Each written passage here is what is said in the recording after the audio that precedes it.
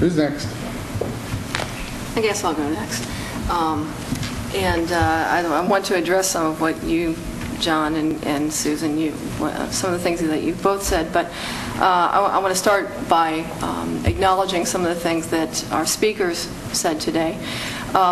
Chris Williams spoke first, the young man with the 3-month-old, and I want to tell you how painful I find that to hear you talk about having a new baby, and in addition to the visceral feeling that you have that his safety is foremost, you got to be missing out on sleep too, and I'm very sympathetic with that.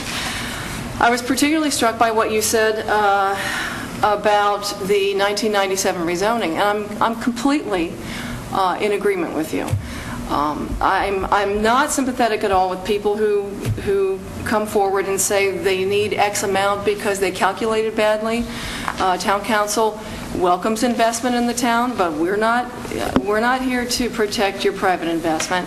And I think it is a fair assessment to say that there's a group of people here who feel slighted by the 1997 rezoning, and largely because they find now that they made a poor purchase. So I agree with that.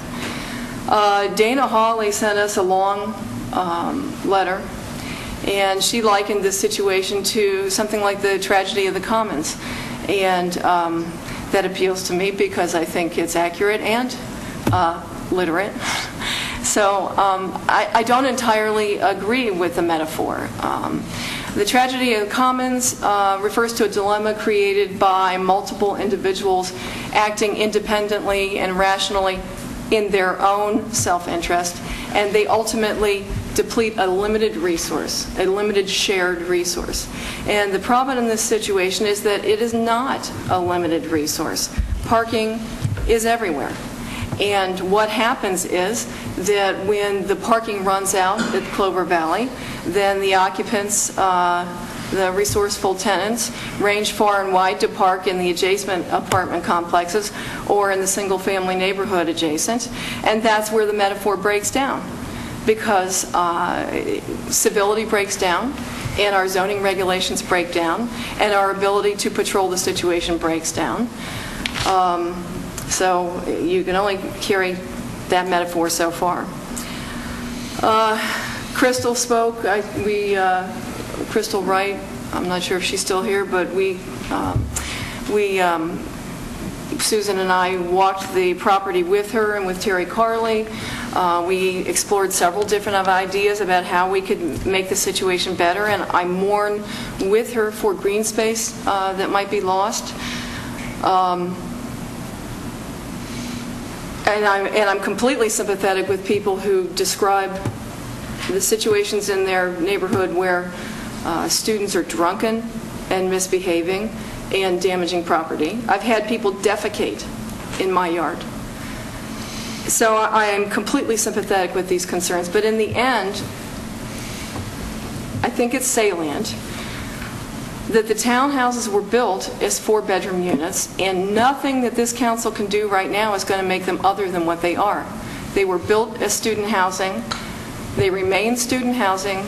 And I dare say they are one of the reasons why we got smart and began to create the kind of laudable, useful buffers that you described, John. I think going back and calling them transitional now isn't going to make them transitional. Another item I want to speak to is that I don't think upzoning this property is actually going to, this gets to something you said, Susan, will we actually do harm? Will we do harm? Because I think that's critical. I can't imagine that we would do harm. My own son lived at Clover Valley, and I know them to be fully, consistently over-occupied. You could barely fit another person in there. They are illegally occupied. I'm conflicted about rewarding that. I'm with you on that, John, but in the end, there are 3 deeply felt personal goals that I would like to achieve in addressing some kind of solution here. I'd like to see this council action begin a new focus on over-occupancy throughout the town. Over-occupancy which affects everything in our town, from the character of our neighborhoods to the price of real estate. The reason real estate costs so much in this town is because we have owners who count on over-occupying homes. It drives everything up for everyone. So we've addressed this. It comes up over and over again in different contexts. It came up in the election in 2009, came up before then. It's come up in recent work sessions, and it is our stated goal to address it specifically and consider all kinds of solutions through our planning department with our lawyer. What can we do widely about over-occupancy?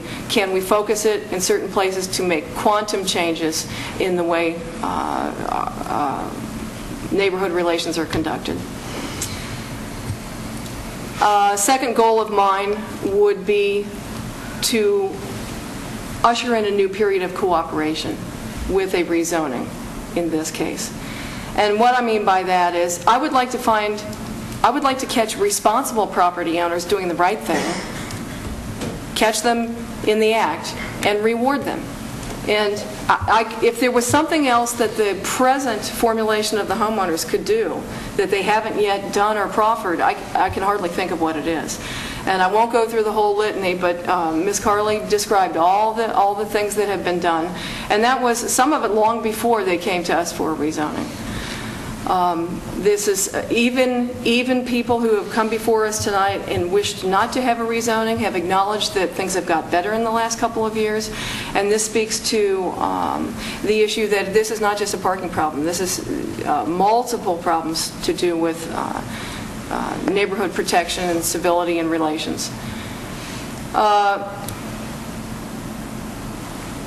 I think on the order of working out cooperative solutions and truly, engaging in deep listening and working with our neighbors, I want to bring up a couple of examples, and that is what Mr. Church said, and that is why not permanent parking? It's something that we can't dictate. It's something that the neighborhoods need to collaborate on together.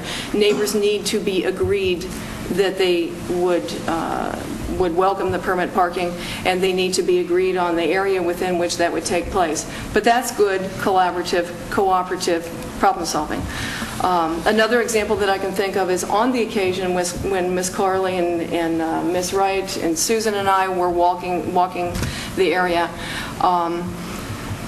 One of us floated the idea, well, in addition to everything else that could be done, could you not market these apartments differently? And the answer is absolutely yes. These could be marketed as graduate student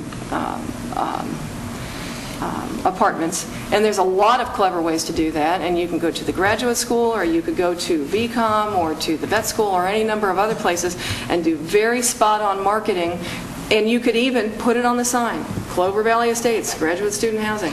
So there is yet hope if we continue to work collaboratively. But we have to hope for a homeowners association reformulated like the one this is. When my son lived at Clover Valley Estates, the homeowners association meetings took place in Northern Virginia. This is a quantum improvement over that. So let's acknowledge that the trend is in the right direction and try to move together along with that.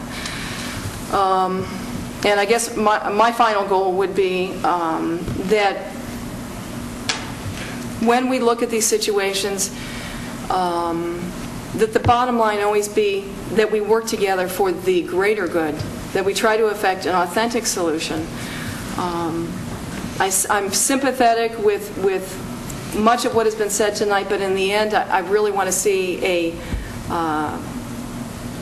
concrete difference made, and I think the rezoning will allow us to move forward in a positive direction.